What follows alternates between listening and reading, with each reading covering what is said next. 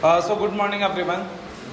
This is CS Anidya Saraf and today we are going to revise the chapter of audit of items of financial statement.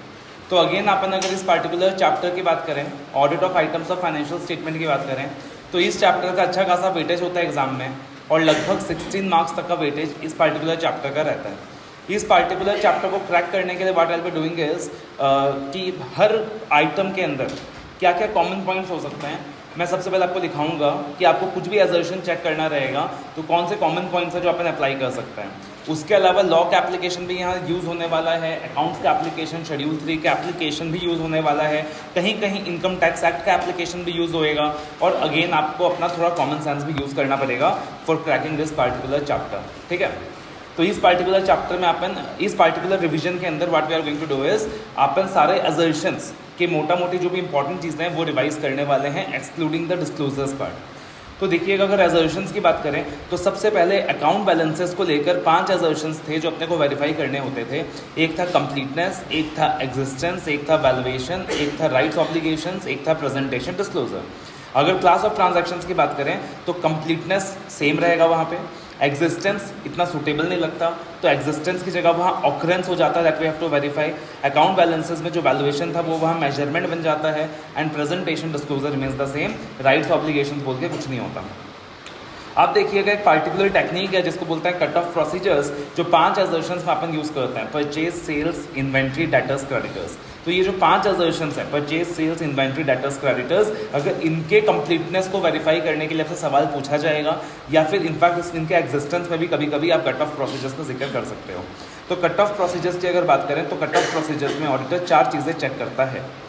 Right, सबसे पहले auditor check करता है cut off procedures के अंदर कि for the last few sales invoices, जो भी आखिरी के कुछ सेल्स इन्वॉइसेस होंगे जो 31 मार्च के आसपास इश्यू हुए होंगे, जैसे कि मान लीजिए आखिरी के 5 इन्वॉइसेस ले लिए, तो ऑडिटर ये चेक करेगा कि वाकई में गुड्स डिस्पैच हुए हैं या नहीं हुए हैं और गुड्स कहीं गोडाउन में तो नहीं रखा हुआ है।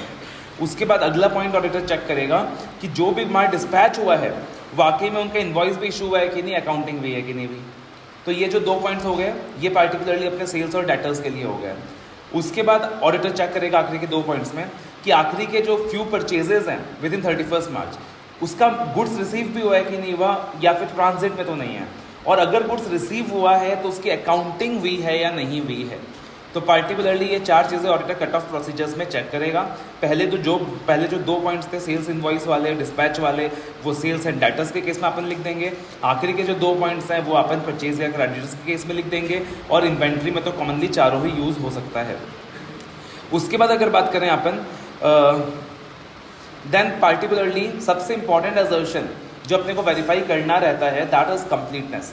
तो अगर अपन कंप्लीटनेस की बात करें तो कंप्लीटनेस कैसे वेरीफाई करना है, तो इसमें कुछ अच्छे पॉइंट, जैसे कि सबसे पहले दिमाग में ये रखो यार कोई ना कोई चीज़ का ना शेड्यूल लेनी होगी मैनेजमेंट से, कोई ना कोई चीज़ का ना लिस्ट रहना रहेगा। जैसे कि आप देखोगे पार्टिकुलरली आप क्या करो, शेड्यूल ऑफ डेटर्स ले लो, आप क्या करो, पीपी अगर वेरीफाई कर रहे हो तो इन दैट पार्टिकुलर सिचुएशन एक पीपीई मूवमेंट शेड्यूल होता है, आप पीपीई मूवमेंट शेड्यूल ले लो। अगर आप मान लीजिए प्रोविजंस एंड कॉन्टिजेंसेस वेरीफाई कर रहे हो तो आप list of provisions, list of contingencies management से ले लो। तो किसी प्रकार का शेड्यूल ले लो और शेड्यूल लेकर कभी कभी आप क्या चेक कर सकते हो पता है, आप चेक कर सकते हो, टैली कर सकते हो क्लोजिंग बैलेंस क्या था या ओपनिंग बैलेंस क्या था, उसमें कितनी एडिशंस हुई और उसमें कितने डिलेशंस हुए। ठीक है, उससे आप क्या कर सकते हो, चीज़ों को टैली कर सकते हो। तो जो भी अपना क्लोजिंग बैलेंस था या जो भी अपना ओपनिंग बैलेंस था प्लस उसमें जो भी एडिशंस हुए माइनस उसमें जो भी डिलीशंस हुए। अब वर्डिंग्स ऑब्वियस चीज़ है कि थोड़ी बहुत वहाँ रिप्लेस होंगी। जैसे शेयर कैपिटल की बात करें तो वहाँ अपन बोलेंगे कि जो भी क्लोजिंग बैलेंस है ट्रायल बैलेंस में उसमें जो भी इंक्रीमेंट हुआ, उसमें जो भी इंक्रीज हुआ या उसमें जो भी डिक्रीज हुआ या जो भी एडिशन हुआ। रिजर्व्स की बात करें तो वहाँ पे अपन बोलेंगे कि जो भी एडिशन हुआ या फिर जो भी यूटिलाइजेशन हुआ, तो अकॉर्डिंगली जो वर्डिंग्स हैं वहाँ पे वो सुटेबली ऑल्टर हो जाएंगे। उसके बाद अगर बात करें तो कंप्लीटनेस चेक करने के लिए अपन क्या करेंगे, रेलिवेंट रिकॉर्ड्स चेक करेंगे। अब रेलिवेंट रिकॉर्ड्स अगेन पार्टिकुलरली क्या होगा, असर्शन टू असर्शन डिपेंड करेगा कि परचेज के केस में अपना जो रेलिवेंट रिकॉर्ड है वो परचेज इनवॉइस हो जाएगा, परचेज ऑर्डर हो जाएगा, गुड्स रिसिप्ट नोट हो जाएगा। बोरोइंग के केस में बात करें तो अगेन रेलिवेंट डॉक्यूमेंट जो है अपने चेंज हो जाएंगे, लोन डॉक्यूमेंट्स हो जाएंगे, एग्रीमेंट्स हो जाएंगे, मिनट्स ऑफ द मीटिंग हो जाएंगे। ठीक है, पीपीई के केस में बात करें तो पीपीई के केस में अगेन वहाँ पे वो जो पीपीई मूवमेंट शेड्यूल है वो बन जाता है एक रेलिवेंट डॉक्यूमेंट। फिर एक एजिंग शेड्यूल अपन ऑब्टेन करते हैं, तो एजिंग शेड्यूल बन जाता है रेलिवेंट डॉक्यूमेंट। और ये जो एजिंग शेड्यूल है, आप देखोगे कि एजिंग शेड्यूल पीपीई के केस में भी रेलिवेंट डॉक्यूमेंट बन जाता है, इन्वेंट्री के केस में भी रेलिवेंट डॉक्यूमेंट बन जाता है, डेटर्स के केस में भी रेलिवेंट डॉक्यूमेंट बन जाता है, क्रेडिटर्स के केस में भी रेलिवेंट डॉक्यूमेंट बन जाता है, बिकॉज इन चारों ही केसेस में अपन एजिंग शेड्यूल लेते हैं मैनेजमेंट से टू वेरीफाई द कंप्लीटनेस। और कहीं कहीं आप देखोगे कि एजिंग शेड्यूल हमने अगेन एग्जिस्टेंस वेरीफाई करने के लिए भी लिया है। उसके बाद कंप्लीटनेस की बात करें तो जैसे when we are talking about completeness, तो अगर 5 असर्शंस की बात हो रही है, परचेज, सेल्स वगैरह, तो वहाँ पे कट ऑफ प्रोसीजर्स का पॉइंट अपने दिमाग में आना चाहिए। उसके बाद अपन क्या करेंगे, सबसे बेस्ट चीज़ होती है ऑडिट में कंप्लीटनेस चेक करनी है। सोचो कितने अलग अलग डॉक्यूमेंट्स अवेलेबल हैं, जितने अलग अलग डॉक्यूमेंट्स अवेलेबल हैं उनको आपस में रिकनसाइल करके देखो, आपस में चेक करके देखो, जिसको बोलते हैं 2 वे चेकिंग, 3 वे चेकिंग या 4 वे चेकिंग, कि आप वो चीज़ करके देखो जितने भी अलग अलग डॉक्यूमेंट्स हैं।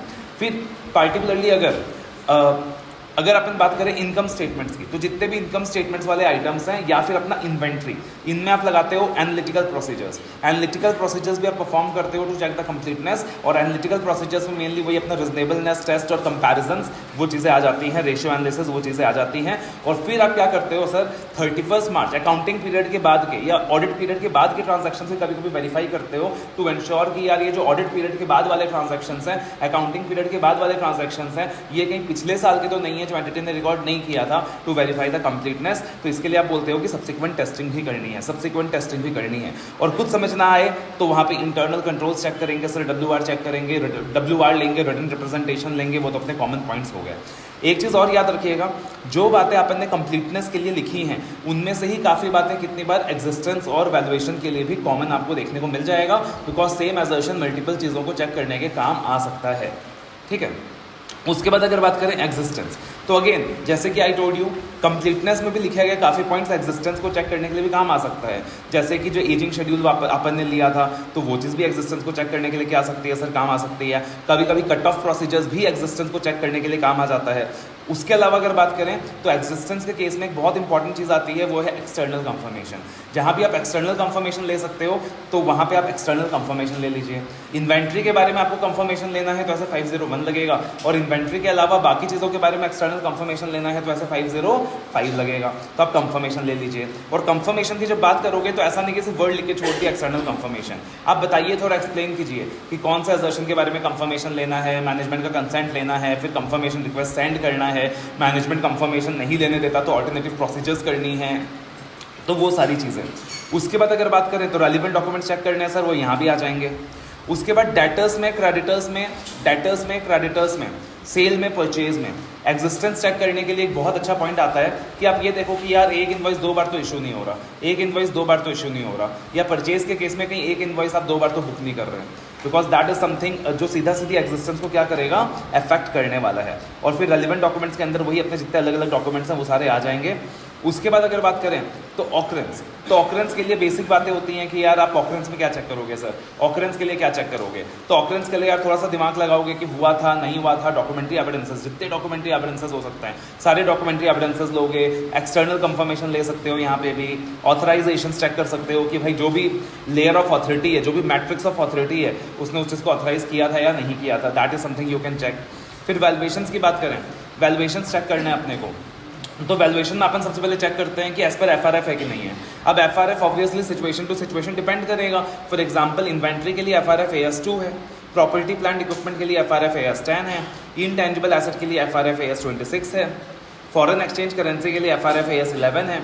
ठीक है, उसके अलावा वैल्यूएशन में कुछ एक आधा अच्छे पॉइंट जो आप लिख सकते हैं, कंसिस्टेंसी ऑफ अकाउंटिंग पॉलिसीज, कि आप ये देखो यार अगर कोई भी चीज़ की कोई अकाउंटिंग पॉलिसी है, डेटर्स हो गया, इन्वेंट्री हो गया, कुछ भी हो गया, तो आप ये देखो यार कि अकाउंटिंग पॉलिसीज कंसिस्टेंटली फॉलो हो रहा है कि नहीं, अप्रोप्रिएट है कि नहीं, बिकॉज वो भी क्या करने वाला है सर, वैल्यूएशन को अफेक्ट करने वाला है। उसके बाद आप ये देखो कि फीस, पार्टिकुलरली अगर कुछ भी फीस पे होना था, स्टैम्प ड्यूटी पे होना था, टैक्सेस पे होना था, तो वो पे हुआ है कि नहीं, क्योंकि वो भी क्या करने वाला है सर, उस चीज़ का वैल्यूएशन को अफेक्ट करने वाला है। जैसे अपन शेयर कैपिटल में देखेंगे कि शेयर कैपिटल का वैल्यूएशन चेक करना है, तो अगर शेयर इशू किया तो इन दैट पार्टिकुलर सिचुएशन जो भी एडिशनल वहाँ पे अगर शेयर कैपिटल इंक्रीज या कुछ हुआ है तो जो भी फीस बनती है एडिशनली, जो भी स्टैम्प ड्यूटी वगैरह बनता है, जो भी टैक्सेस वगैरह बनता है, वो सारा कुछ पेमेंट हुआ कि नहीं हुआ।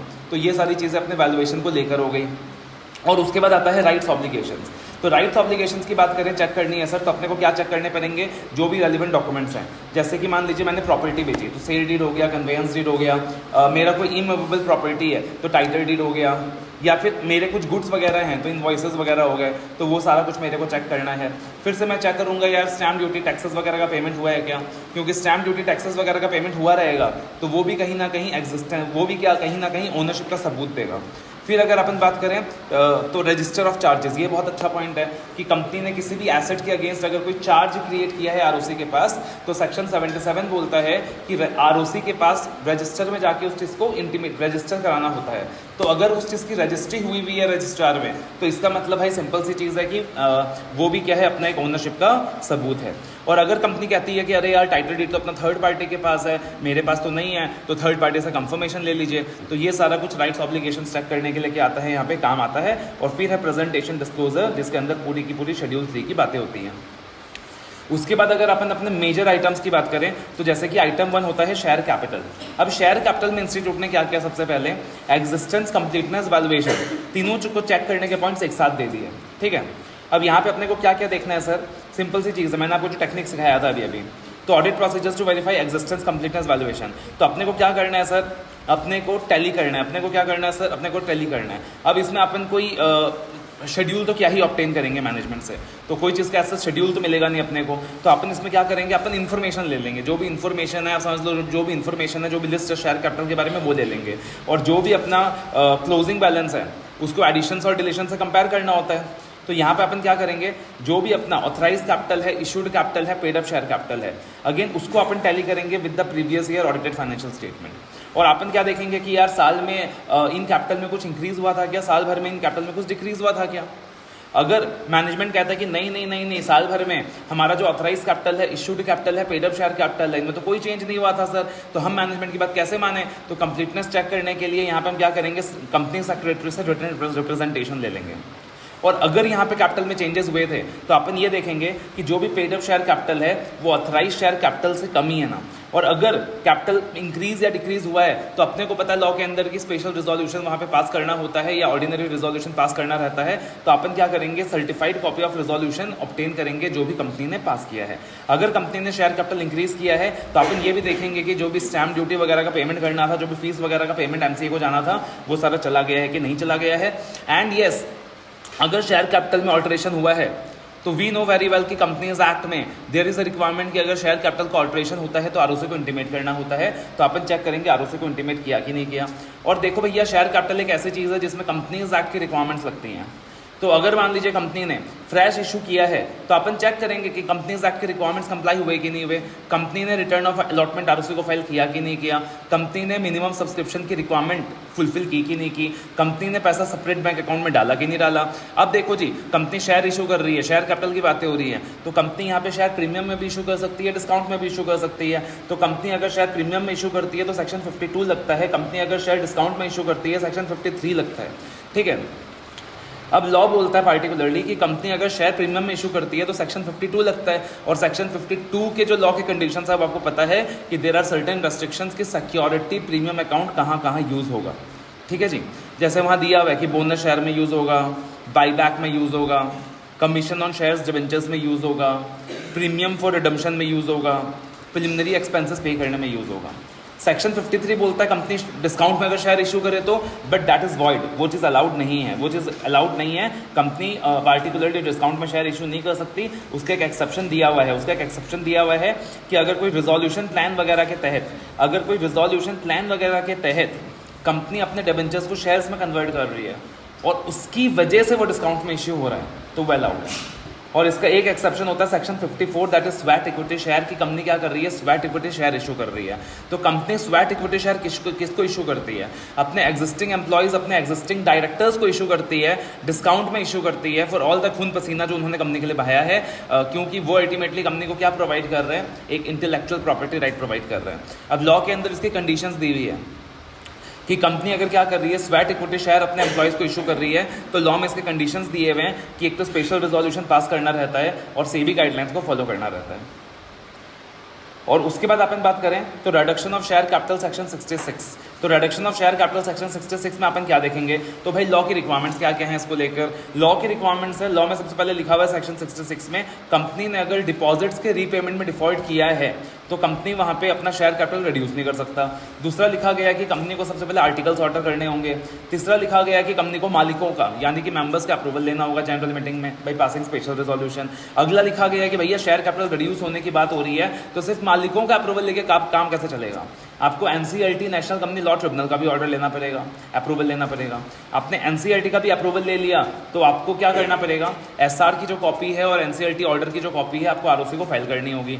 उसके बाद जैसे ही reduction of share capital effective हो जाएगा, आपके बैलेंस शीट के नाम के आगे आप वर्ड्स लिखेंगे एंड रिड्यूस्ड, वर्ड्स लिखेंगे एंड रिड्यूस्ड, और जो भी ट्रिब्यूनल के रेस्ट्रिक्शंस हैं फिर आपको उनको कंप्लाई करना पड़ेगा और जर्नल एंट्रीज वगैरह अप्रोप्रिएटली पास करनी होंगी। तो ऑडिटर को भी कुल मिला के यही सारी चीज़ें क्या करनी है, चेक करनी है, ठीक है ना, चेक करनी है।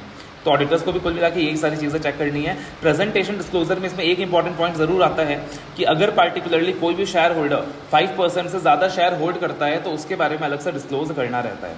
तो वो एक इंपॉर्टेंट पॉइंट है जो इसके डिस्क्लोजर रिक्वायरमेंट में आता है, जो आपको पढ़ना चाहिए।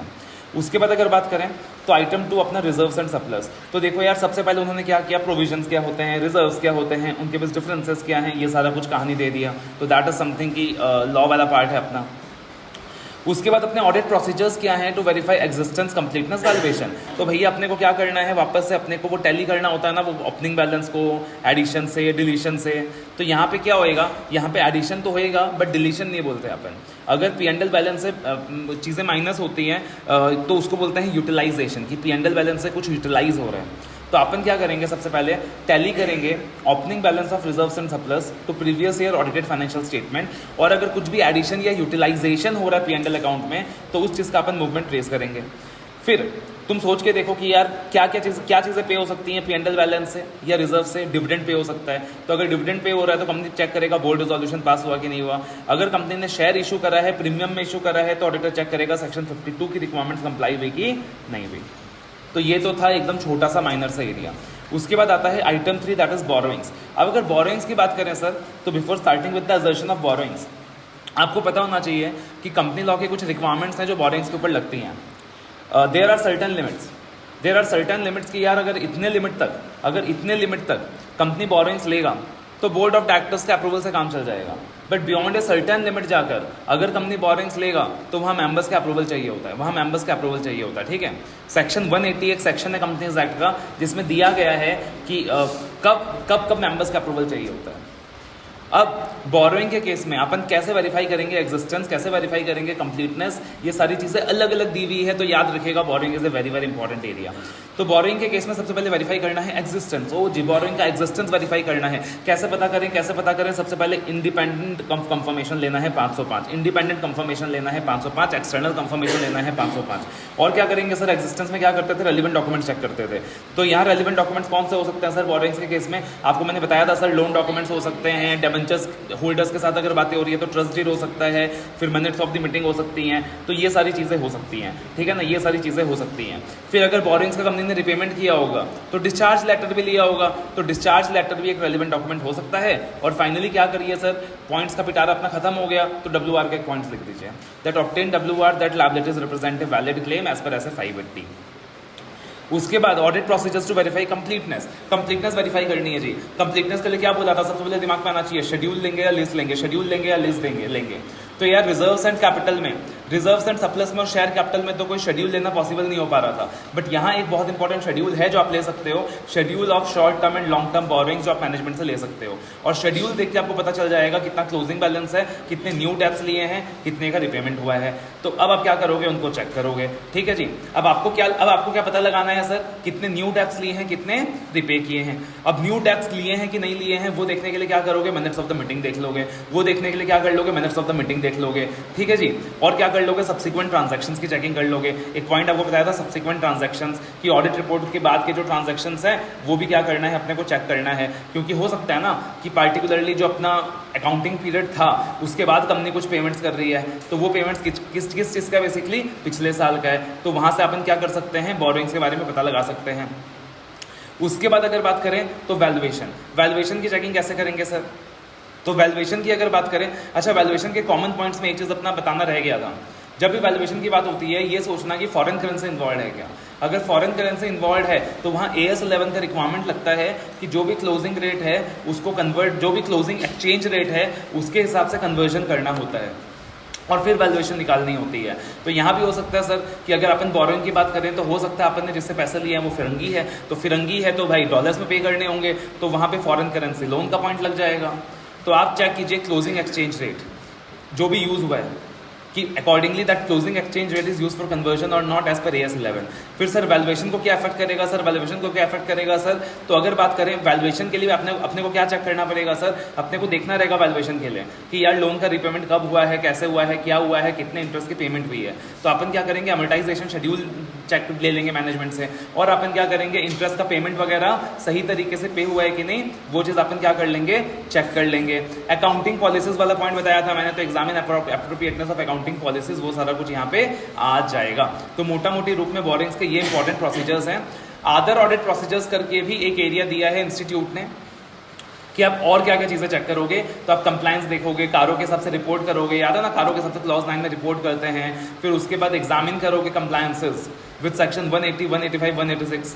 अगर रिलेटेड पार्टी से बोरिंग लिया है तो इंश्योर करेंगे कंपनी ने AS 18 के हिसाब से डिस्क्लोजर्स दिए हैं कि नहीं दिए हैं, बोरिंग का पर्पस क्या है, तो ये सारी चीज़ें वहाँ पे हो गई। और बोरिंग की बात करते करते करते करते अचानक से इंस्टीट्यूट को क्या हो गया, उसने बात करी कि कंपनी अगर डिपॉजिट्स ले रही है तो ensure compliance with RBI guidelines. तो ये तो हो गया अपना पूरा बोरोइंग्स वाला एरिया, ये तो हो गया अपना पूरा का पूरा बोरोइंग्स वाला एरिया। उसके बाद अगर बात करें अपन तो बोरोइंग्स के केस में, बोरोइंग के केस में एडिशनल रेगुलेटरी इन्फॉर्मेशन का एक डिस्क्लोजर है जो इंपॉर्टेंट है। तो बोरोइंग के केस में एडिशनल रेगुलेटरी इन्फॉर्मेशन का एक डिस्क्लोजर है जो इंपॉर्टेंट है, जिसमें पर्टिकुलरली कुछ चीज़ों का डिस्क्लोजर दिया गया है। 3 चीज़ों का डिस्क्लोजर दिया गया है मेनली। सबसे पहला, कंपनी अगर बैंक फाइनेंशियल इंस्टीट्यूशन से बोरोइंग लेती है against the security of its current assets, तो वहाँ क्वार्टरली बेसिस में रिटर्न वगैरह सबमिट करना रहता है, तो उस चीज़ का डिस्क्लोजर देना है। उसके बाद अगर बैंक के फाइनेंशियल इंस्टीट्यूशन ने विलफुल डिफॉल्टर डिक्लेयर किया है तो उस चीज़ का भी डिस्क्लोजर देना रहता है। और अगर कोई भी चार्ज क्रिएट किया ROC के पास तो उस चीज़ का भी डिस्क्लोजर देना रहता है। उसके बाद अगर बात करें तो आइटम 4 ट्रेड रिसीवेबल यानी कि हमारा डेटर। अब डेटर की एग्जिस्टेंस की कैसे बात करेंगे, तो याद रखना मैंने आपको बताया था सबसे पहले कि भैया debtor, creditor, sales, purchase, existence check करने के लिए तुम देखोगे कि इनवॉइस 2 बार तो इशू नहीं किया। उसके बाद पर्टिकुलरली क्या करेंगे सर, एग्जिस्टेंस देखनी है, एग्जिस्टेंस देखनी है। तो मैंने आपको बताया था कि जैसे एजिंग रिपोर्ट हो गया, वो कंप्लीटनेस देखने के लिए भी काम आता है, एग्जिस्टेंस देखने के लिए भी काम आता है। तो आप एजिंग रिपोर्ट ले लीजिए, आप एजिंग रिपोर्ट ले लीजिए। उसके बाद आप क्या कीजिए, जो भी लार्ज बैलेंसेज हैं, बहुत समय से आउटस्टैंडिंग है, उसका मैनेजमेंट से जस्टिफिकेशन ले लीजिए। आप क्या करिए सर, उसका मैनेजमेंट से जस्टिफिकेशन ले लीजिए। लार्ज बैलेंस है, बहुत समय से आउटस्टैंडिंग है, पता नहीं पैसा आएगा नहीं आएगा। फिर एक बहुत प्यारा, बहुत अच्छा पॉइंट दिया हुआ है कि अगर आपका डाटा रिलेटेड पार्टी है, अगर आपका डाटा रिलेटेड पार्टी है तो आप रिव्यू कीजिए 3 बातें, पैसा कलेक्टेबल है कि नहीं, मिलेगा कि नहीं मिलेगा, ऑथराइज था कि नहीं था, और तीसरी बात आर्म्स लेंथ प्राइस के हिसाब से है कि नहीं है, आर्म्स लेंथ प्राइस के हिसाब से है कि नहीं है। तो आप रिव्यू कीजिए 3 बातें। अब देखिएगा सर, ये जो पॉइंट है कि डेटर किससे पैदा होता है, सेल्स से पैदा होता है। तो आप देखना मजे की बात, आप देखना मजे की बात कि सेल्स में भी सेम पॉइंट आपको वैल्यूएशन असर्शन चेक करते हुए मिलेगा, सेल्स में भी सेम चीज आपको वहां मेजरमेंट चेक करते हुए मिलेगा कि अगर डाटा रिलेटेड पार्टी है तो रिव्यू कीजिए collectibility, authorisation, whether at arm's length price. और आपको सेम पॉइंट क्रेडिटर में भी देखने को मिलेगा, सेम पॉइंट क्रेडिटर में भी देखने को मिलेगा कि क्रेडिटर वाले असर्शन में भी कि अगर क्रेडिटर रिलेटेड पार्टी है तब भी आप ये 3 चीज़ें रिव्यू कीजिए। तो जो कोरिलेट हो सकते हैं असर्शन उनको साथ में देखिए। जैसे ये जो पॉइंट है ये डेटर में भी लग रहा है, ये सेल्स में भी लग रहा है, वहाँ ये क्रेडिटर्स में भी लग रहा है। उसके बाद आप देखिए एक बहुत अच्छा पॉइंट दिया है कि रियलाइजेशन इनवॉइस वाइज है कि नहीं है, रियलाइजेशन इनवॉइस वाइज है कि नहीं है। तो अगर आपको 4 पॉइंट्स भी याद हो गया आपका काम चल जाएगा। फिर अपना प्यारा प्यारा डायरेक्ट कंफर्मेशन का पॉइंट तो है ही एग्जिस्टेंस चेक करने के लिए, ऐसे 505 अपन क्या करेंगे, लगा देंगे। रिप्लाई में कुछ भी डिस्क्रिपेंसी वगैरह है तो इन्वेस्टिगेट कर लेंगे, रिस्पॉन्स नहीं आ रहा है तो ऑल्टरनेटिव प्रोसीजर्स परफॉर्म कर लेंगे। फिर उसके बाद कंप्लीटनेस वेरीफाई करना अपने को ट्रेड रिसीवेबल्स के बारे में। तो अगेन मैंने तुमको बताया था कि 5 चीज़ों का कंप्लीटनेस वेरीफाई करना है। तो सबसे पहले दिमाग में आना चाहिए कट ऑफ प्रोसीजर्स। तो कट ऑफ प्रोसीजर्स परफॉर्म करेंगे, कट ऑफ प्रोसीजर्स परफॉर्म करेंगे। ओके जी, कट ऑफ प्रोसीजर्स परफॉर्म करेंगे। और क्या करें, और क्या करें, और क्या करें, कोई शेड्यूल ले सकते हैं क्या, ठीक है ऐड कर सकते हो आप यार, शेड्यूल ऑफ डेटर्स ऑब्टेन कर लो। यहाँ लिखा हुआ नहीं है बेटा, ऐड कर सकते हो, शेड्यूल ऑफ डेटर्स ऑब्टेन कर लो, आप लिस्ट ऑफ डेटर्स ऑब्टेन कर लो, आप लिस्ट ऑफ डेटर्स ऑब्टेन कर लो, मैनेजमेंट आप शेड्यूल ऑफ डेटर्स ऑब्टेन कर लो। ठीक है जी, शेड्यूल का भी एक पॉइंट हो गया। और क्या चेक करें जी कंप्लीटनेस के लिए, तो अब एक सैम्पलिंग वाला जनरल पॉइंट बोल दिया, बोला कुछ भी इन्वॉइसेस रैंडम बेसिस में सेलेक्ट कीजिए, कुछ भी इन्वॉइसेस रैंडम बेसिस में सेलेक्ट कीजिए फ्रॉम अकाउंट्स रिसीवेबल और उनको सपोर्टिंग डॉक्यूमेंट के साथ मैच कीजिए, उनको सपोर्टिंग डॉक्यूमेंट के साथ मैच कीजिए। आप देखिएगा सेल्स का भाई है, पार्टिकुलरली डेटर्स का भाई है क्रेडिटर्स, तो मैं यहाँ पे क्रेडिटर्स रिवाइज नहीं कराऊंगा, क्रेडिटर्स में भी सेम चीजें आ जाती हैं, वहां भी कट ऑफ प्रोसीजर्स लग जाएगा, वहां भी वही बोला हुआ है कि इन्वॉइसेस कुछ उठा लीजिए फ्रॉम अकाउंट्स पेएबल और कंपेयर कर लीजिए विद द सपोर्टिंग डॉक्यूमेंट्स, ठीक है जी। फिर बोला है कि आप, मैंने क्या बोला था, अलग अलग डॉक्यूमेंट्स को कोरिलेट करो, अलग अलग डॉक्यूमेंट्स को कोरिलेट करो, तो पार्टिकुलरली किसकी बात हो रही है, ट्रेड रिसीवेबल की बात हो रही है, ट्रेड रिसीवेबल की बात हो रही है, मतलब अपन ने सेल्स किया है, मतलब कंपनी ने एक तो इन्वॉइस इशू करा है, कंपनी ने एक तो इन्वॉइस इशू करा है और कंपनी ने माल शिप किया है, कंपनी ने माल डिस्पैच किया है, तो बोला इन्वॉइस डेट को शिपिंग डेट से मैच कर लो, इन्वॉइस डेट को क्या कर लो, शिपिंग डेट से मैच कर लो। अब पार्टिकुलरली लॉजिकल सा चीज़ देखना, यहाँ बोला कि इनवॉइस डेट को शिपिंग डेट से मैच कर लो, करेक्ट अकाउंटिंग चेक कर लो, जब क्रेडिटर का पॉइंट आएगा, जब क्रेडिटर का पॉइंट आएगा तो वहाँ पे गुड्स रिसीव होंगे, तो आपको गुड एंट्री डेट से चेक करनी होगी, जो भी गुड का एंट्री डेट होगा आपको उससे चेक करनी होगी, ठीक है। उसके बाद पार्टिकुलरली बोला गया है कि यार और क्या चीज़ होगी, अब ये तो कॉमन पॉइंट्स हो गए अपने, अब उसके बाद और कैसे चेक करेंगे यार, ट्रेड रिसीवेबल का कंप्लीटनेस और कैसे चेक करेंगे, तो यहाँ पे क्या बोला, आप ये सोचो कि यार कंपनी बदमाशी कैसे कर सकती है, ट्रेड रिसीवेबल के कंप्लीटनेस में कंपनी बदमाशी कैसे कर सकती है, कंपनी कैसे उस फिगर को गलत मैनिपुलेट करेगा, तो कंपनी ने बहुत सारा सेल्स दिखा दिया और फिर सेल्स रिटर्न दिखा दिए, कंपनी ने बहुत सारा सेल्स दिखा दिया, बहुत सारे सेल्स रिटर्न दिखा दिए, कंपनी ने बहुत सारा डिस्काउंट दिखा दिया, तो इससे क्या कर सकती है कंपनी, अपने ट्रेड रिसीवेबल के फिगर को मैनिपुलेट कर सकती है। तो आप भी क्या करिए, लार्ज सेल्स रिटर्न चेक कीजिए कि भाई ऑडिट पीरियड के बाद सेल्स रिटर्न तो बहुत ज़्यादा नहीं हो रहा है, और आप चेक कीजिए कि डिस्काउंट वगैरह का जो प्रोसेस था, जो डिस्काउंट वगैरह का प्रोसेस था वो सही था कि नहीं था, ठीक है। और उसके बाद आते हैं वैल्यूएशन, तो वैल्यूएशन की बात करें तो जब अपन डेटर्स की बात कर रहे हैं तो डेटर्स के वैल्यूएशन में माइनस क्या होता है सर, प्रोविजन फॉर डाउटफुल डेब्ट, तो आप देखोगे घुमा फिरा के सारे पॉइंट्स प्रोविजन फॉर डाउटफुल डेब्ट वाले दे दिए। सबसे पहले रिव्यू कीजिए प्रोसेस, कंपनी ने क्या प्रोसेस फॉलो किया है to calculate the allowance for provision for doubtful डेब्ट। उसके बाद जो भी प्रोविजन के रेट बने हैं वो सही बने कि नहीं बने, जो भी प्रोविजन के रेट बने हैं वो सही बने कि नहीं बने, ठीक है जी, तो प्रोविजन फॉर डाउटफुल डेब्ट वाले पॉइंट बन गए। उसके बाद आप ये चेक कीजिए, अब उसके बाद आप ये चेक कीजिए, प्रोविजन फॉर डाउटफुल डेब्ट हो गया, अब प्रोविजन फॉर डाउटफुल डेब्ट किस चीज में कन्वर्ट होगा, बैड डेब्ट में कन्वर्ट होगा, तो आपको किस चीज का रिस्क लग रहा है, बैड डेब्ट का रिस्क लग रहा है कि बैड डेब्ट हो सकता है वहां पे, वो वैल्यूएशन को अफेक्ट करेगा। तो आप ये देखो कि यार पार्टिकुलरली बैड डेब्ट के एंगल से सोचो कि अगर कोई भी डेटर के बैलेंस को राइट ऑफ किया गया है, अगर कोई भी डेटर के बैलेंस को राइट ऑफ किया गया है वो चीज़ ऑथराइज्ड है कि नहीं है, अगर डेटर के बैलेंस को राइट ऑफ किया गया है कोई भी चीज़ ऑथराइज्ड है कि नहीं है। आप ये चीज़ चेक करो यार, कोई ऐसा डेटर तो नहीं है, कोई ऐसा डेटर तो नहीं है जो जिससे पैसा मिलना डाउटफुल है, कोई ऐसा डेटर तो नहीं है जिससे पैसा मिलना डाउटफुल है बट कंपनी ने प्रोविजन फॉर डाउटफुल डेब्ट्स में नहीं दिखा रखा। अगर ऐसा है तो उसके बारे में मैनेजमेंट को पूछिए। फिर जो भी डेटर्स जिनके खिलाफ भी केस चल रहा है आप ऑब्टेन कीजिए मैनेजमेंट से list of debtors under litigation, क्योंकि अगर डेटर्स के खिलाफ केस चल रही है तो हो सकता है उसका वैल्यूएशन इधर उधर हो जाए, थोड़ा सा हिल जाए, तो आप list of debtors under litigation obtain कर लीजिए। और यहाँ वैल्यूएशन चेक करने के लिए भी बोला है कि एजिंग शेड्यूल ले लीजिए, याद रखिएगा, यहाँ वैल्यूएशन चेक करने के लिए भी बोला है कि एजिंग शेड्यूल ले लीजिए, क्योंकि जो बहुत पुराने डेटर्स हैं हो सकता है उनके वैल्यूएशन में कोई दिक्कत आ रही हो, तो यहाँ पे इसलिए बोला है एजिंग शेड्यूल ले लीजिए, ठीक है। उसके बाद अगर बात करें अपन तो डिस्क्लोजर्स में भी कुछ पॉइंट्स इंपॉर्टेंट है यहाँ पे, जैसे ट्रेड रिसीवेबल का जो एजिंग शेड्यूल है वो इंपॉर्टेंट है, वो एक बार आप देख लीजिएगा कि ट्रेड रिसीवेबल का एजिंग शेड्यूल किस तरीके से दिखता है। उसके बाद अगर बात करें यहाँ पर तो एक आइटम आता है अपना अगला item 5, cash and cash equivalent. तो कैश एंड कैश इक्विवेलेंट में कुछ चीज़ें आपको क्या क्या ध्यान रखनी है। सबसे पहले देखिएगा, कैश एंड कैश इक्विवेलेंट एक स्पेशल नेचर का आइटम है।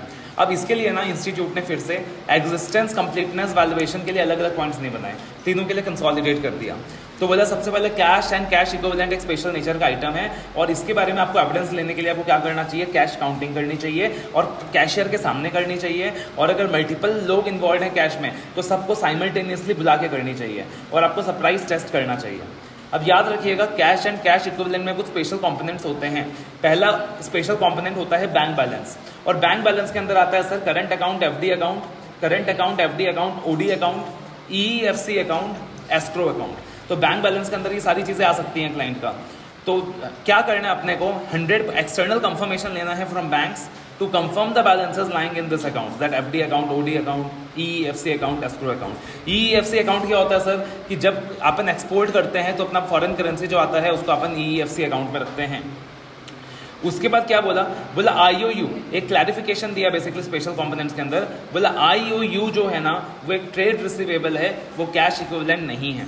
उसके बाद अगला पॉइंट बोला कि देखो आपको कैश के केस में सेंसिटिविटी एनालिसिस करनी होगी, आपको कैश के केस में सेंसिटिविटी एनालिसिस करनी होगी। हर महीने आपको क्या करना होगा, कैश रिसिप्ट्स एंड पेमेंट्स की एक समरी बनानी होगी, कैश रिसिप्ट्स एंड पेमेंट्स की एक समरी बनानी होगी, ट्रेंड्स एनालाइज करना होगा और देखना होगा कुछ वेरिएशंस तो नहीं है, देखना होगा कुछ वेरिएशंस तो नहीं है। और फिर आप चेक करोगे अपने बचपन का प्यारा प्यारा point BRS, bank reconciliation statement. और बैंक रिकंसिलिएशन स्टेटमेंट के लिए आप क्या करोगे सर, आप मैनेजमेंट से BRS ऑब्टेन कर लोगे, आप क्लाइंट के प्रोसेस को अंडरस्टैंड करोगे कि BRS सही बना है कि नहीं बना, फिर आप चेक करोगे कि BRS ऑथराइज पर्सनल साइन कर रहा है कि नहीं कर रहा, और फिर आप क्या करोगे सर, आप कैश बैलेंस जो भी आपके कैश बैलेंसेज हैं, जो भी आपके कैश बैलेंसेज है बैलेंस शीट में, उनको आप बैंक स्टेटमेंट से मैच करके देखोगे, जो अपना BRS का फंडामेंटल रूल होता था।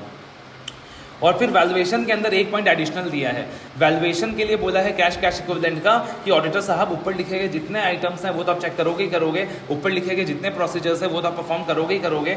वैल्यूएशन के लिए एक चीज़ और देखोगे कि अगर बैंक बैलेंस आपका फॉरेन एक्सचेंज में रखा है तो क्लोजिंग रेट अप्लाई करके चेक करना मत भूलिएगा एज पर AS 11, ठीक है।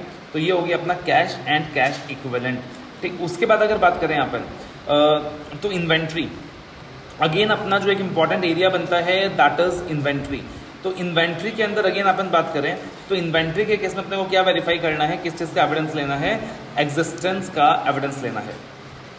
तो इन्वेंट्री के अंदर अपने को किस चीज़ का एविडेंस लेना है, यहाँ पे एग्जिस्टेंस का एविडेंस लेना है। तो अगर इन्वेंट्री के केस में अपन एग्जिस्टेंस का एविडेंस लेंगे तो अगेन अपना सबसे प्राइमरी वेपन क्या होगा, फिजिकल वेरिफिकेशन।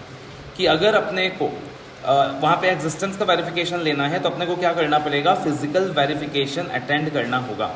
और जब मैं फिजिकल वेरिफिकेशन अटेंड करूंगा सबसे पहले मैं मैनेजमेंट का प्लान देखूंगा कि जो मैनेजमेंट का प्लान है फिजिकल वेरिफिकेशन का वो सही है कि नहीं है, जो मैनेजमेंट का प्लान है फिजिकल वेरिफिकेशन का वो अप्रोप्रिएट है कि नहीं है, और उसके अंदर मेरे को एक्सपर्ट को लेके जाने की ज़रूरत तो नहीं है, उसके अंदर मेरे को एक्सपर्ट को लेके जाने की ज़रूरत तो नहीं है। फिर मैं क्या करूँगा सर, एग्जिस्टेंस चेक करने के लिए मैं टेस्ट चेक बेसिस में कुछ चीज़ें चेक करूँगा। जैसे कि मैं टेस्ट चेक बेसिस में क्या चेक करूँगा सर, कि जो भी एम्प्लॉयज़ है वो प्लान फॉलो कर रहे कि नहीं कर रहे, आइटम्स की प्रॉपर टैगिंग हुई कि नहीं हुई, सारे जो भी टैगिंग हुई है अमाउंट प्रॉपर है कि नहीं है, कहीं डैमेज स्टॉक तो नहीं दिखा रखा है, सुपरविजन हो रहा है कि नहीं पूरे काउंटिंग प्रोसेस का। तो ये सारा कुछ अपन देखेंगे, ये सारा कुछ अपन करेंगे देखेंगे। और हाँ, टेस्ट चेक बेसिस में याद रखिएगा सर, अगर बैलेंस शीट डेट के आसपास फिजिकल वेरिफिकेशन हो रहा है तो टेस्ट चेक बेसिस में आखिरी के 5-10 इन्वॉइसेस वगैरह भी चेक करके देखेंगे, यानी कट ऑफ प्रोसीजर्स भी परफॉर्म करेंगे। इन्वेंट्री के केस में कट ऑफ प्रोसीजर्स आप देखोगे कि एग्जिस्टेंस में भी आएगा, कंप्लीटनेस में भी आएगा। और उसके बाद अगर इन्वेंट्री थर्ड पार्टी के पास लाइंग है तो अपन थर्ड पार्टी से क्या करेंगे, उस चीज़ का कंफर्मेशन लेंगे। अपन थर्ड पार्टी से क्या करेंगे, उस चीज़ का कंफर्मेशन लेंगे, ठीक है। और अगर एंटिटी पीरियोडिक सिस्टम यूज कर रही है इन्वेंट्री काउंटिंग का तो बोला गया कि फिजिकल वेरिफिकेशन ईयर एंड में होना चाहिए, और परपेचुअल सिस्टम यूज कर रही है तो कभी भी हो सकता है, इंटरिम डेट्स में हो सकता है। फिर सवाल आता है कंप्लीटनेस कैसे चेक करेंगे इन्वेंट्री का। तो लैंग्वेज जो मॉड्यूल में यूज किया कुछ इस तरीके से यूज किया है, audit procedures to ensure that only inventories held by the entity have been recorded in the financial statements and do not include any inventories that belong to the third parties but does not include inventory owned by the entity and lying with a third party। तो इस प्रकार का language यहाँ पे use किया है। तो अब आप क्या करोगे सर, मतलब मेनली आपको क्या डाउट है कि यार ऐसा भी हो सकता है ना कि कोई इन्वेंट्री ऐसी है जो हमारी नहीं है, थर्ड पार्टी की है, वहाँ रखी भी है, तो आप क्या कर लेना, जैसे कंसाइनमेंट वाले गुड्स चेक कर लेना, कंसाइनमेंट वाला एग्रीमेंट चेक कर लेना, कंसाइनमेंट वाले गुड्स चेक कर लेना, ये देख लेना कि कंसाइनमेंट के गुड्स सेग्रीगेट किए जा सकते हैं कि नहीं। कोई इन्वेंट्री हमारी है बट हमारे पास नहीं है, थर्ड पार्टी के पास है, तो आप थर्ड पार्टी का कंफर्मेशन ले लेना। और कंप्लीटनेस चेक करने के लिए मैंने आपको जो सबसे कॉमन पॉइंट 2 बताए हैं, एक तो आप क्या करोगे, कट ऑफ प्रोसीजर्स परफॉर्म करोगे, कट ऑफ एरर्स वगैरह देखोगे, और दूसरी चीज़ आप क्या करोगे सर, यहाँ पे एनालिटिकल प्रोसीजर्स परफॉर्म करोगे। 5 आइटम्स आपको मैंने बताया था, इनकम आइटम्स एंड इन्वेंट्री के लिए एनालिटिकल प्रोसीजर्स परफॉर्म करना है। और जब एनालिटिकल प्रोसीजर्स परफॉर्म करोगे सर इन्वेंट्री में, आप आप पार्टिकुलरली क्या करोगे, सबसे पहले इन्वेंट्री टर्नओवर रेशियो निकालोगे। इन्वेंट्री टर्नओवर रेशियो निकालोगे, that is cost of goods sold divided by average inventory. फिर आप क्या करोगे, इन्वेंट्री का टोटल एसेट्स के साथ क्या रिलेशन बनता है वो भी देखोगे, जिस टेक्निक का नाम होता है वर्टिकल एनालिसिस। और क्या करोगे, आप एक्चुअल्स वर्सेस बजट्स भी कंपैरिजन करोगे, और फिर आप क्या करोगे, नॉन फाइनेंशियल इन्फॉर्मेशन भी इवैल्यूएट करोगे। तो ये सारा कुछ एनालिटिकल प्रोसीजर्स के अंदर आ जाता है अपना। उसके बाद और क्या करेंगे सर, कंप्लीटनेस वेरीफाई करने के लिए तो अपने ऐसे 501 के जो कॉमन टेक्निक्स थे, फिजिकल इन्वेंट्री काउंट में जो भी फिगर मिला है उसको परपेचुअल रिकॉर्ड से मैच करके देख लो, उसको लेजर से मैच करके देख लो, कुछ भी डिस्क्रिपेंसी है तो मैनेजमेंट से पूछ लो। और फाइनली आपको देखना है यहाँ पे पार्टिकुलरली ओनरशिप राइट्स। कि भाई जो ओनरशिप राइट्स है वो वाकई में एंटिटी के पास है कि नहीं इन्वेंट्री का। तो क्या देखोगे आप मैनेजमेंट से, क्या पूछोगे, ओ मैनेजमेंट तेरे पास परचेज रिक्विजिशन का ऑर्डर होगा, परचेज रिक्विजिशन आया होगा पहले, फिर पीओ पास हुआ होगा, फिर तूने माल रिसीव किया होगा तो रिसीविंग रिपोर्ट होगा, वेंडर ने इनवॉइस दिया होगा, तूने पेमेंट किया होगा तो कि पेमेंट फाइल होगी, ठीक है ना, वो सारी चीज़ें चेक करेगा। फिर उसके बाद अपने को क्या डर है, कुछ एसेट्स अपने ऐसे भी हैं जो अपने नहीं हैं, जिसका ओनरशिप किसी और का है, तो कंसाइन गुड्स, तो आप कंसाइन गुड्स भी वैल्यूएट कर लोगे, आप कंसाइन गुड्स भी वैल्यूएट कर लोगे, कंसाइनमेंट एग्रीमेंट्स भी वैल्यूएट कर लोगे। फिर उसके बाद आप और क्या करोगे, ओनरशिप का पता लगाने के लिए क्लाइंट के साथ जो भी करस्पॉन्डेंस वगैरह है वो देख लोगे, जो भी सेल्स रिपोर्ट्स है, जो भी परचेज डॉक्यूमेंट्स है वो चेक कर लोगे, जो भी इन्वॉइसेस आप इन्वॉइसेस चेक कर लोगे कि इन्वॉइसेस क्लाइंट के नाम पे है कि नहीं है। और अगर क्लाइंट बोलता है कि थर्ड पार्टी के पास इन्वॉइस रखा है, थर्ड पार्टी के पास चीज़ें रखी हैं, तो थर्ड पार्टी से क्या कर लोगे, कंफर्मेशन ले लोगे। तो ये सारा कुछ पार्टिकुलरली अपना यहाँ पे आता है। उसके बाद आता है PPE, property plant equipment, tangible assets, intangible assets. तो पीपीई के केस में आप क्या क्या चेक करोगे, तो सबसे पहले अगर हम बात करें तो प्रॉपर्टी प्लांट एंड इक्विपमेंट, तो वहाँ पे AS10 लगता है, और AS10 बोलता है, देखो पार्टिकुलरली AS10 बताता है कि पीपीई के कॉस्ट में आप क्या इंक्लूड करोगे, पीपीई के कॉस्ट में आप क्या इंक्लूड नहीं करोगे। तो जो भी चीज़ें प्रैक्टिकली, जो भी चीज़ें या तो पीपीई के वैल्यू को इंक्रीज कर रही होती हैं या फिर पार्टिकुलरली पीपीई को वर्किंग कंडीशन में लाने के लिए बहुत ही ज़्यादा ज़रूरी होता है, डायरेक्टली एट्रीब्यूटेबल होता है, वही चीज़ें इंक्लूड होती हैं। अब देखिएगा audit of PPE, audit of PPE में क्या क्या चेक करोगे, सबसे पहले अपने को क्या चेक करना है सर, एग्जिस्टेंस चेक करने के लिए फिर से क्या देखना है सर अपने को, फिजिकल वेरिफिकेशन अटेंड करने का किसका काम है, मैनेजमेंट का काम है। तो आप क्या करोगे, रिव्यू करोगे एंटिटी का plan for attending physical verification. तो देखोगे मैनेजमेंट ने फिजिकल वेरिफिकेशन बढ़िया से कराया कि नहीं कराया, और मैनेजमेंट उस चीज़ का सुपरविजन करा रहा है कि नहीं करा रहा। लेकिन सर एक लिमिटेशन है, लिमिटेशन क्या है, इन्वेंट्री के केस में अपन फिजिकल वेरिफिकेशन अटेंड करते हैं, लेकिन पीपीई के केस में अपन फिजिकल वेरिफिकेशन खुद अटेंड नहीं कर सकते हैं। तो अपन लेंगे पीपीई वेरिफिकेशन रिपोर्ट, साथ में एंटिटी के वर्किंग शीट्स। अपन लेंगे पीपीई वेरिफिकेशन रिपोर्ट और साथ में उसके एंटिटी के वर्किंग शीट्स, और पीपीई वेरिफिकेशन रिपोर्ट से अपन देखेंगे कि टैगिंग हुआ है कि नहीं हुआ, कोई डिस्क्रिपेंसी तो नहीं है। उसके बाद अपने को चेक करना है कंप्लीटनेस। वापस से कंप्लीटनेस में सर यही अपना पार्टिकुलरली रिस्क वगैरह है, तो अपन क्या करेंगे सर, यहाँ पे पीपी का एक शेड्यूल आता है, पीपी मूवमेंट शेड्यूल। आप वो शेड्यूल क्या कर लोगे, मैनेजमेंट से ऑब्टेन कर लोगे। वो शेड्यूल देख के आपको पता चल जाएगा कि कितने एडिशंस हुए हैं, कितने डिलेशंस हुए हैं पूरे साल भर में, और कितने क्लोजिंग बैलेंसेज हैं, ठीक है। तो अब आपको पता चल जाएगा उसमें शेड्यूल में देखकर कि यार कितना ओपनिंग बैलेंस था, कितने एडिशंस हुए हैं, कितने डिलेशंस हुए हैं। तो एक तो यार आप चेक कर लोगे अरिथमेटिकल एक्यूरेसी, कि प्लस माइनस करने में विचारों से कहीं कोई गलती तो नहीं हो गई, आप चेक कर लोगे अरिथमेटिकल एक्यूरेसी। उसके बाद अब हमारा कंसर्न क्या है सर, एडिशंस। तो यार एडिशंस हुआ तो एडिशंस में चार बातें देखेंगे, कंप्लीटनेस इंश्योर करने के लिए। याद रखिएगा एडिशंस में चार बातें देखेंगे कंप्लीटनेस इंश्योर करने के लिए। सबसे पहले यार ये एडिशन ऑथराइज्ड है कि नहीं है, दूसरी चीज़ ये AS10 के रिकॉग्निशन क्राइटेरिया को फुलफिल कर रहा है कि नहीं, तीसरी चीज़ कोई ऐसी कॉस्ट जो कैपिटलाइज नहीं होनी चाहिए थी, जैसे कि सर्विसिंग का खर्चा, उस खर्चे को आपने कैपिटलाइज तो नहीं किया है। और उसके बाद एडिशन हुआ रहेगा तो परचेज इनवॉइस भी मिला रहेगा, इंस्टॉलेशन सर्टिफिकेट वगैरह भी होगा, तो वो सारा कुछ भी चेक कर लेंगे। और फिर डिलेशन हुआ है तो डिलेशन में भी अपन तीन बातें देखेंगे कि भैया सबसे पहले आपने डिलेशन किया तो अपने मैनेजमेंट का अप्रूवल लिया कि नहीं लिया, दूसरी चीज़ आपने डिस्कार्ड नोट लिया कि नहीं लिया, फिर दूसरी चीज़ आपने पीपीई के सेल के लिए कोई प्रोसेस फॉलो किया कि नहीं किया, और अकाउंटिंग सही से की कि नहीं की, पीपीई के सेल के अकाउंटिंग सही से किया कि नहीं किया। उसके बाद वैल्यूएशन की बात करें तो वैल्यूएशन में क्या देखोगे सर, तो पीपी के वैल्यूएशन में डेप्रिसिएशन माइनस होता है और अमोर्टाइजेशन माइनस होता है। तो सबसे पहले देखेंगे डेप्रिसिएशन माइनस हुआ क्या सारे डेप्रिशिएबल आइटम्स में, उसके बाद देखेंगे डेप्रिसिएशन का मेथड सही है कि नहीं है, और उसके बाद देखेंगे इम्पेयरमेंट AS28 के हिसाब से हुआ है कि नहीं हुआ। फिर अपन चेक करेंगे राइट्स एंड ऑब्लिगेशंस। तो राइट्स ऑब्लिगेशन में क्या चेक करेंगे, अपने को देखना ओनरशिप। तो देखिएगा छोटे मोटे एसेट्स में इनवॉइस मिलता है और बड़े लैंड बिल्डिंग वगैरह में कन्वेयंस डीड, सेल डीड मिलता है, तो अपन वो सारा चीज़ चेक कर लेंगे। फिर टाइटल डीड्स वगैरह ऑब्टेन कर लेंगे क्लाइंट से। अगर क्लाइंट बोलता है थर्ड पार्टी के पास है टाइटल डीड तो उससे कंफर्मेशन ले लेंगे, और रजिस्टर ऑफ चार्जेस भी ROC के पास चेक कर लेंगे। उसके बाद अगर बात करें यहाँ पे additional disclosure, additional regulatory information के अंदर पीपी में कुछ बातें इंपॉर्टेंट होती हैं। जैसे अगर title deeds of immovable property company के नाम पे नहीं है तो कंपनी को डिस्क्लोजर देना होता है उस चीज़ के एक फॉर्मेट के अंदर, जिस फॉर्मेट का जिक्र अपन ने कारों में क्लॉज 1 में भी किया है, तो वो सेम फॉर्मेट वहाँ पे दिया हुआ है, ठीक है। उसके बाद अभी एक बार रेफर कर लीजिएगा, जो भी कैपिटल वर्क इन प्रोग्रेस है उसका एजिंग शेड्यूल भी दिया हुआ है, तो एक बार एजिंग शेड्यूल भी रेफर कर लीजिएगा। उसके बाद आता है सर इंटेंजिबल एसेट्स। अब इंटेंजिबल एसेट्स में लगभग सारे पॉइंट सेम है, खाली एग्जिस्टेंस में या क्या होगा, फिजिकल वेरिफिकेशन का पॉइंट नहीं आएगा। आप ये देखोगे इंटेंजिबल एसेट जो है एक्टिव यूज में है या नहीं है, और अगर एक्टिव यूज में है तो उसको डिलीट किया गया बुक से या नहीं किया गया। कंप्लीटनेस में आप देखोगे सर सेम बातें आएंगी। यहाँ भी आपको क्या करना पड़ेगा, इंटेंजिबल एसेट्स को वेरीफाई करने के लिए movement in intangible asset schedule लेना पड़ेगा। तो आपको मूवमेंट का पता चल जाएगा। यहाँ भी अरिथमेटिकल एक्यूरेसी चेक करनी होगी। यहाँ भी वही देखना रहेगा कि यार जो एडिशन है वो AS 26 के रिकॉग्निशन क्राइटेरिया को फुलफिल कर रहा है कि नहीं कर रहा। कोई ऐसा खर्चा जो नहीं आना चाहिए था इंटेंजिबल एसेट में, वैसा खर्चा तो नहीं आ रहा, जैसे कि रिसर्च का खर्चा हो गया, और जो भी एडिशन है वो अप्रूव्ड है कि नहीं है। और उसके बाद अगर बात करें तो सिमिलरली डिलीशन में भी वही 3 पॉइंट्स होंगे कॉमन वाले, मैनेजमेंट का अप्रूवल था कि नहीं था, डिस्पोजल का मैनर क्या था, और पार्टिकुलरली अकाउंटिंग सही से हुई कि नहीं हुई। और वापस अगर वैल्यूएशन की बात करें तो यहाँ पे अमोर्टाइजेशन माइनस होगा, इंपायरमेंट माइनस होगा। तो एक अपन चेक करेंगे अमोर्टाइजेशन माइनस किया कि नहीं किया, दूसरा अपन चेक करेंगे अमोर्टाइजेशन का मेथड सही है कि नहीं है, और तीसरा अपन चेक करेंगे इंपायरमेंट AS 28 के हिसाब से हुआ है या नहीं हुआ है। और राइट्स ऑब्लिगेशन चेक करने के लिए सर यहाँ पे थर्ड पार्टी का कंफर्मेशन वगैरह का पॉइंट तो कुछ बनेगा नहीं, लॉजिकली नहीं है। तो यहाँ पे मेनली इनवॉइसेस वगैरह आप चेक कर लोगे, परचेज कॉन्ट्रैक्ट्स वगैरह चेक कर लोगे, और कंप्लीटनेस वाले पॉइंट से दोबारा से लिख दोगे। उसके बाद आता है अपना ट्रेड रिसीवेबल्स, ट्रेड पेबल्स। तो as I told you, trade payables बिल्कुल डेटर से मिलता जुलता है, ट्रेड पेबल बिल्कुल डेटर से मिलता जुलता है। तो ये वाली चीज़ आप आराम से कर सकते हो, बिकॉज सेम वो उसी लाइन जोन में जाता है।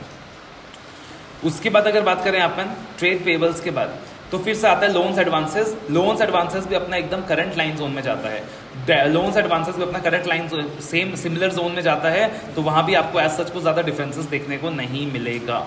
उसके बाद आता है सर प्रोविजंस कॉन्टिजेंसीज। अब प्रोविजन कॉन्टिजेंसीज में अपने को क्या करना है, इंश्योर करना है existence, proper recognition, proper valuation.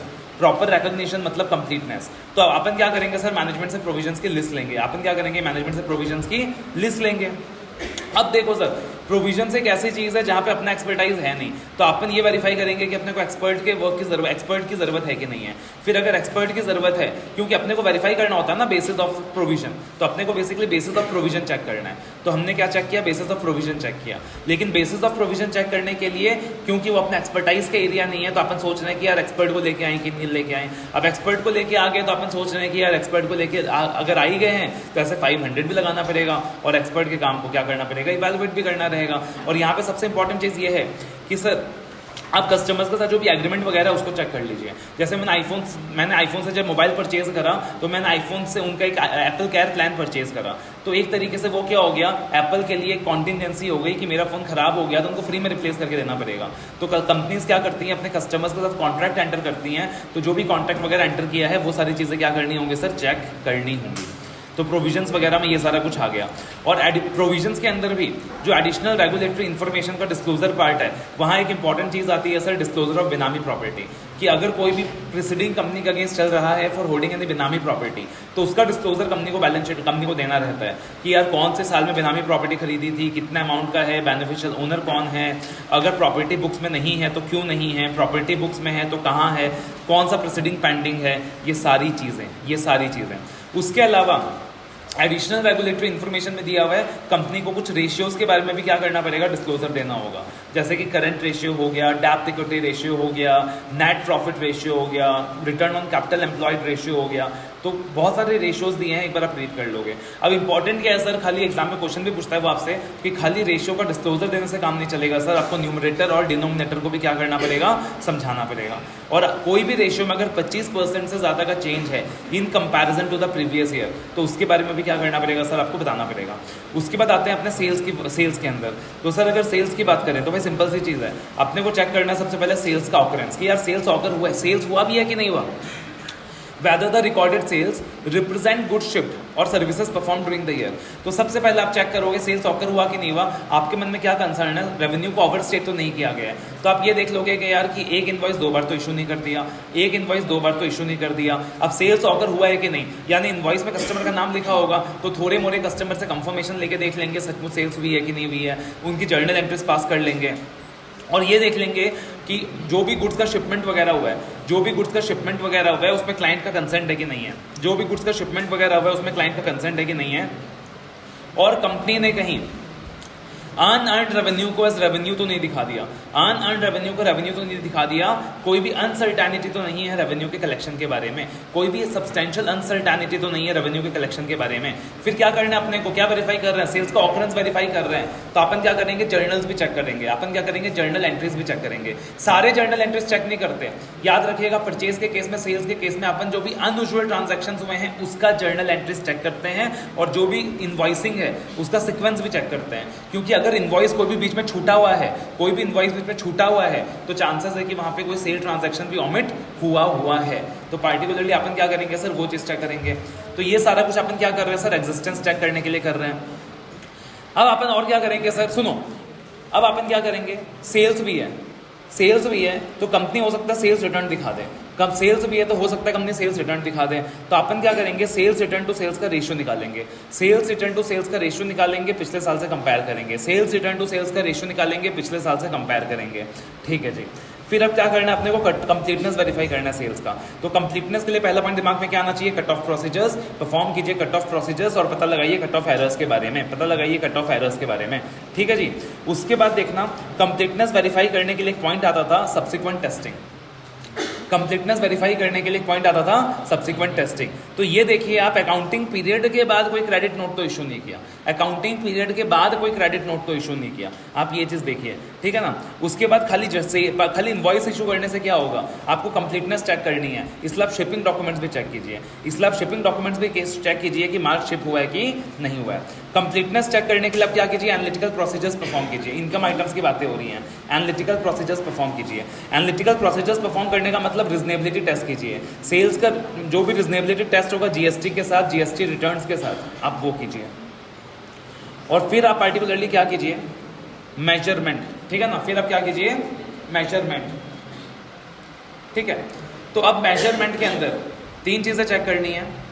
सबसे पहले याद करो, मैंने पॉइंट बताया था वो डेटर वाले में, कि डेटर के एग्जिस्टेंस में एक पॉइंट आ रहा था कि अगर कोई भी सेल्स रिलेटेड पार्टी के साथ हुई है तो अपन रिव्यू करेंगे कलेक्टिबिलिटी ऑथराइज्ड है कि नहीं, आर्म लेंथ प्राइस में है कि नहीं। और मैंने तुमको बताया था सेम पॉइंट क्रेडिटर में देखने को मिलेगा, सेम पॉइंट सेल्स के मेजरमेंट में देखने को मिलेगा। तो यही सेम पॉइंट सेल्स के मेजरमेंट में है। और क्या करें सर, सेल्स की मेजरमेंट को चेक करने के लिए बोला कुछ ट्रांजैक्शंस उठाइए, कुछ ट्रांजैक्शंस उठाइए और उसको इंसेप्शन से कंप्लीशन तक चेक कीजिए। ठीक है जी, कुछ ट्रांजैक्शंस उठाइए, इंसेप्शन से लेके कंप्लीशन तक चेक कीजिए, और सेल्स की अकाउंटिंग चेक कीजिए कि सेल्स की अकाउंटिंग प्रॉपर्ली हो रही है कि नहीं हो रही, जो भी जनरली एक्सेप्टेड अकाउंटिंग प्रोसीजर है उस हिसाब से हो रहा है कि नहीं हो रहा।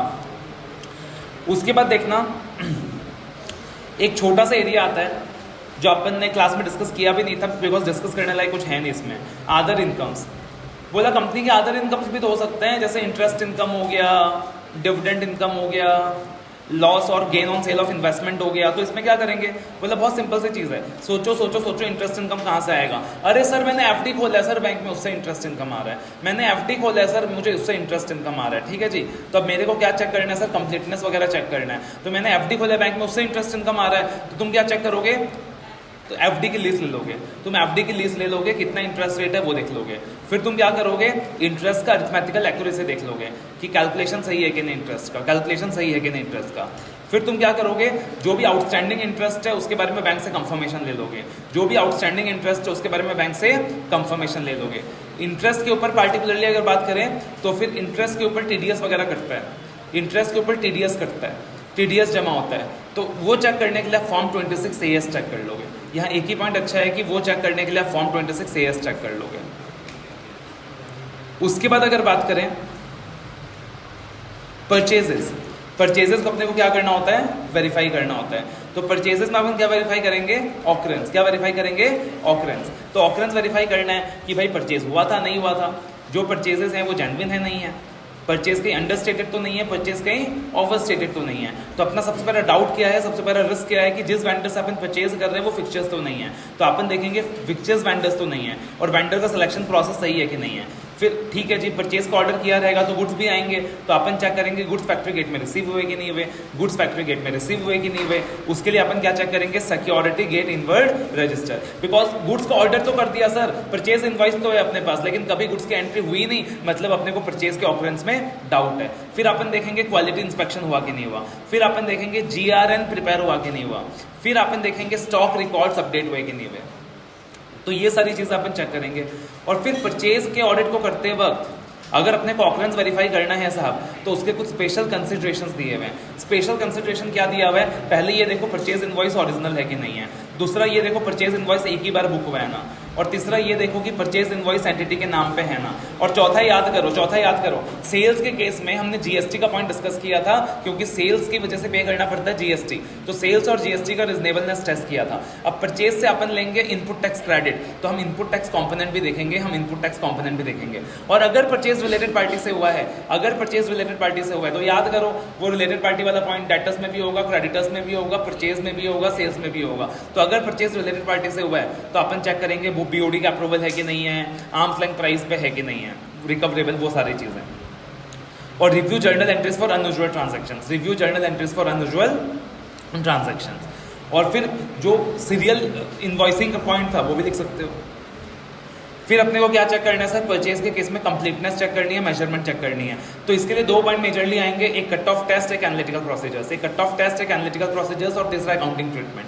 एक कट ऑफ टेस्ट, दूसरा एनालिटिकल प्रोसीजर्स, तीसरा अकाउंटिंग ट्रीटमेंट। एनालिटिकल प्रोसीजर्स में बोला सर सबसे पहले आप क्या करोगे, आप एनालिटिकल प्रोसीजर्स में एक तो आप रेशियो एनालिसिस करोगे, और रेशियो एनालिसिस के साथ साथ आप एक कंजम्पशन एनालिसिस करोगे और एक स्टॉक कॉम्पोजिशन एनालिसिस करोगे। तो परचेज के केस में कंप्लीटनेस चेक करने के लिए आप क्या करोगे ऑडिटर सर, आप रेशियो एनालिसिस करोगे, जो भी क्रेडिटर्स टर्नओवर रेशियो होंगे, जो भी स्टॉक टर्नओवर रेशियो होंगे, उनको पिछले साल से कंपेयर करोगे। उसके अलावा आप 2 स्पेशल टेक्निक्स यूज करोगे परचेज का कंप्लीटनेस वेरीफाई करने के लिए, कंजम्पशन एनालिसिस करोगे और स्टॉक कॉम्पोजिशन एनालिसिस करोगे। तो ये 2 टेक्निक्स क्या करने वाले हो, आप वहां पे परफॉर्म करने वाले हो। उसके बाद आता है एक important area employ benefit expenses. तो एम्प्लॉय बेनिफिट एक्सपेंसेस की बात करें अगर, तो AS 15 एम्प्लॉय बेनिफिट एक्सपेंसेस की बात करता है। तो यहाँ पे सबसे बड़ा रिस्क क्या होता है सर, यहाँ पे सबसे बड़ा रिस्क ये हो सकता है कि कंपनी फिक्चर्स एम्प्लॉयज को क्या कर सकती है, रिकॉर्ड कर सकती है, फिक्चर्स एम्प्लॉयज का खर्चा दिखा सकती है। अब तो पार्टिकुलरली अपने को क्या देखना रहेगा यार, कि नया जब भी अपॉइंटमेंट हुआ है तो अपन को देखना पड़ेगा अपॉइंटमेंट लेटर दिया कि नहीं दिया, जो भी सैलरी स्लिप्स है वो जा रही है कि नहीं जा रही, अपॉइंटमेंट लेटर के सबसे पेमेंट जा रहा है कि नहीं जा रहा, वो सारा कुछ अपने को देखना रहेगा। ठीक है, तो अब अपने को अगर यहाँ पे वेरीफाई करना है ऑकरेंस कंप्लीटनेस, तो कैसे वेरीफाई करेंगे। तो सबसे पहले अपन देखेंगे यार एम्प्लॉय एक्सपेंसेस के केस में कि एम्प्लॉय के अटेंडेंस को कैप्चर करने का प्रोसेस सही है कि नहीं है, क्योंकि फिक्चर्स एम्प्लॉयज का होने का यहाँ रिस्क है। फिर यहाँ पे अपन क्या करेंगे, एक लिस्ट ऑप्टेन, कौन सा लिस्ट ऑप्टेन करेंगे, यहाँ एक लिस्ट ऑफ एम्प्लॉयज ऑप्टेन कर लेंगे और एक monthly movement split register obtain कर लेंगे, एक list of employees management obtain कर लेंगे और एक monthly movement split register obtain कर लेंगे, जिसमें अपने को पता चल जाएगा कितने एम्प्लॉयज थे, कितने नए आए, कितने गए। अब जितने नए एम्प्लॉयज आए, न्यू हायरीज, तो अपॉइंटमेंट लेटर देख लेंगे और ये देख लेंगे कि सैलरी का प्रोसेसिंग अपॉइंटमेंट लेटर के हिसाब से हो रहा है कि नहीं हो रहा, और जितने रिजाइन करके जा रहे हैं, जितने एम्प्लॉयज इस बार गए रिजाइन एम्प्लॉयज, ये देख लेंगे कि उनके जो भी पोस्ट रिटायरमेंट बेनिफिट्स होते हैं जैसे ग्रेट्युटी वगैरह, उनका कैलकुलेशन सही हुआ है कि नहीं हुआ, उनका कैलकुलेशन सही हुआ है कि नहीं हुआ। फिर अपन क्या करेंगे सर, सैलरी रजिस्टर देख लेंगे 12 महीने का, सैलरी रजिस्टर ले लेंगे 12 महीने का। यानी अगर एम्प्लॉय अटेंडेंस की बात करें तो रेलिवेंट डॉक्यूमेंट्स में 2 रेलिवेंट डॉक्यूमेंट्स हो गया सर, एक लिस्ट ऑफ एम्प्लॉयज हो गया, मंथली मूवमेंट स्प्लिट रजिस्टर हो गया और दूसरा सैलरी रजिस्टर हो गया। 12 महीने का सैलरी रजिस्टर निकाल लेंगे और एक रिजनेबिलिटी टेस्ट लगा देंगे, एक रिजनेबिलिटी टेस्ट लगा देंगे कि एवरेज सैलरी पर एम्प्लॉय कितनी बनती है, एवरेज सैलरी पर एम्प्लॉय कितनी बनती है, पिछले महीने कितनी थी, पिछले साल कितनी थी। और फिर अपन क्या करेंगे सर, जो भी प्रोविडेंट फंड वगैरह का पेमेंट हुआ है उसका प्रोविजन बना कि नहीं वो भी चेक कर लेंगे, जो भी प्रोविडेंट फंड वगैरह का पेमेंट होना था उसका प्रोविजन बनाया कि नहीं वो भी चेक कर लेंगे। और जैसे कि मैंने आपको बताया कि एम्प्लॉय बेनिफिट एक्सपेंस के केस में भी जो एम्प्लॉयज रिटायर करके जा रहे हैं उनको प्रोविडेंट फंड पे करना रहेगा, ESI पे करना रहेगा। तो रिजनेबलनेस टेस्ट लगा के देख लेंगे, एनालिटिकल प्रोसीजर्स परफॉर्म करके देख लेंगे कि कंपनी ने जो कंप्यूटेशन किया है प्रोविडेंट फंड वगैरह का वो सही किया है कि नहीं किया है। और अपन क्या करेंगे सर, अगेन जैसे कि मैंने आपको बताया था एक्सपेंस के एरिया में एनालिटिकल प्रोसीजर से सबसे इंपॉर्टेंट होता है। तो आप वापस से रिजनेबलनेस टेस्ट लगा के देख लोगे कि पर एम्प्लॉय प्रोडक्शन कितनी हो रही है, पर एम्प्लॉय प्रोडक्शन कितनी हो रही है, तो आपको आइडिया लग जाएगा कि भैया पर एम्प्लॉय प्रोडक्शन कितनी होनी चाहिए थी, पर एम्प्लॉय कितनी प्रोडक्शन हो रही है, और आप उसे कंपेयर कर लोगे, उसका डिफरेंस देख लोगे। ठीक है, उसके बाद आता है डेप्रिसिएशन, अगला एरिया आता है डेप्रिसिएशन एमोर्टाइजेशन। तो डेप्रिसिएशन की अगर हम बात करें तो अगर डेप्रिसिएशन के केस में अपने को अंडर स्टेटमेंट, ओवर स्टेटमेंट या ऑकरेंस या मेजरमेंट ये सारी चीज़ें वेरीफाई करनी है तो अपन कैसे करेंगे। सबसे पहले देखेंगे सर कि डेप्रिसिएशन चार्ज करने का, एमोर्टाइजेशन चार्ज करने का जो प्रोसेस फॉलो किया एंटिटी ने वो सही फॉलो किया कि नहीं किया। ओके सर, प्रोसेस देख लेंगे, कोई दिक्कत की बात नहीं है। फिर डेप्रिसिएशन किस पे लगता है, फिक्स्ड एसेट्स में लगता है। तो आप क्या चेक करोगे, आप क्या लोगे, अब यहाँ पे रेलिवेंट डॉक्यूमेंट क्या होगा, fixed asset register. Relevant document क्या होगा सर, फिक्स्ड एसेट रजिस्टर। तो क्लाइंट साहब फिक्स्ड एसेट रजिस्टर ले लीजिए और ये भी देख लीजिएगा कि उसमें कोई फेक एसेट तो नहीं दिखा रखा है। और अब खाली फिक्स्ड एसेट रजिस्टर लेने से भी काम नहीं चलेगा, क्योंकि हो सकता है कंपनी फेक एसेट्स भी दिखा रही है। तो मैटेरियली जाके एटलीस्ट जो इंपॉर्टेंट एसेट्स हैं उनको क्या कर लीजिए सर, वेरीफाई कर लीजिए। अब डेप्रिसिएशन किस में लगता है सर, एसेट्स में लगता है। एसेट्स के का एडिशन होगा साल भर में तो डेप्रिसिएशन भी भरेगा, एसेट्स का डिलेशन होगा तो डेप्रिसिएशन भी घटेगा। तो आप देख लीजिए कि एसेट्स का एडिशन या डिलेशन तो नहीं हुआ है, एसेट्स का एडिशन या डिलेशन तो नहीं हुआ है, और अगर एडिशन डिलेशन हुआ है तो मैनेजमेंट का अप्रूवल है या नहीं है। फिर आप देख लीजिए कि depreciation put ready to use वाले डेट से चार्ज हो रहा है कि नहीं हो रहा, क्योंकि कंपनीज एक्ट के हिसाब से डेप्रिसिएशन रेडी टू यूज वाले डेट से चार्ज होता है। तो आप ये देख लीजिए डेप्रिसिएशन रेडी टू यूज वाले डेट से चार्ज हो रहा है कि नहीं। अगर एसेट का रीवैल्यूएशन हुआ है तो रीवैल्यूड अमाउंट के ऊपर जो डेप्रिसिएशन निकलता है उसकी अकाउंटिंग प्रॉपर्ली हुई है कि नहीं हुई है। फिर आप रीजनेबलनेस टेस्ट लगा के देख लीजिए सर, खुद डेप्रिसिएशन कैलकुलेट करके देख लीजिए क्या दिक्कत है आपको, डेप्रिसिएशन कैलकुलेट करना आता है। अब डेप्रिसिएशन किसके ऊपर लगता है, दो फैक्टर्स के ऊपर लगता है, एक यूजफुल लाइफ के ऊपर लगता है, एक रेजिडुअल वैल्यू के हिसाब से लगता है। तो आप देख लीजिए डेप्रिसिएशन को कैलकुलेट करते वक्त रेजिडुअल वैल्यू माइनस हुआ है कि नहीं और यूजफुल लाइफ सही है कि नहीं है। और अगर यूजफुल लाइफ चेंज हो रहा है तो उसकी वजह से मैनेजमेंट डेप्रिसिएशन भी चेंज कर रहा है कि नहीं फ्रॉम प्रोस्पेक्टिव बेसिस। तो ये सारा कुछ आप क्या कर लीजिए सर, चेक कर लीजिए। और इनटेंजिबल एसेट्स के केस में अमोर्टाइजेशन चेक कर लीजिए। और फिर आता है एक अदर एक्सपेंसेस का छुटपुट वाला पॉइंट, जैसे कि पार फ्यूल हो गया, रिपेयर टू बिल्डिंग हो गया, प्लांट मशीनरी हो गया, इंश्योरेंस हो गया, ट्रैवलिंग हो गया, ये सारा कुछ।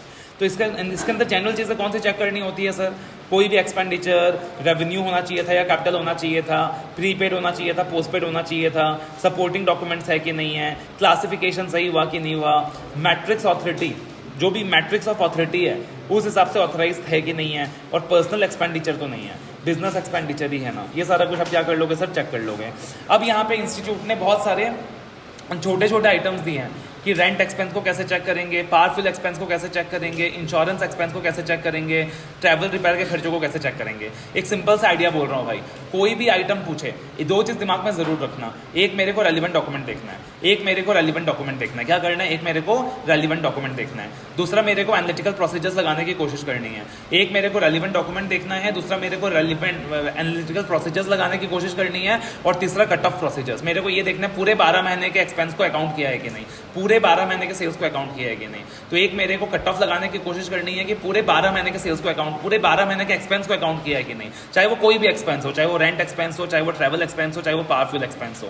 फिर मेरे को जो भी रेलिवेंट डॉक्यूमेंट होगा, जैसे रेंट एक्सपेंस में रेंट एग्रीमेंट रेलिवेंट डॉक्यूमेंट होगा, पावरफुल एक्सपेंस में जो पावर बिल्स होंगे वो रेलिवेंट डॉक्यूमेंट होगा। तो जो भी रेलिवेंट डॉक्यूमेंट होगा अपने को क्या कर लेना है, वो ऑब्टेन कर लेना है। और फिर आप 2-3 कुछ भी जनरल पॉइंट्स डाल सकते हो सर, जैसे कि ऑथराइज था कि नहीं था, एंटिटी ने बिजनेस पर्पस के लिए यूज किया था कि नहीं किया था। तो आप कोई भी 2-3 अच्छे पॉइंट्स डाल सकते हो, अकाउंटिंग सही से हुआ था या नहीं हुआ था। और इसके साथ खत्म होता है हमारा chapter audit of items of financial statement.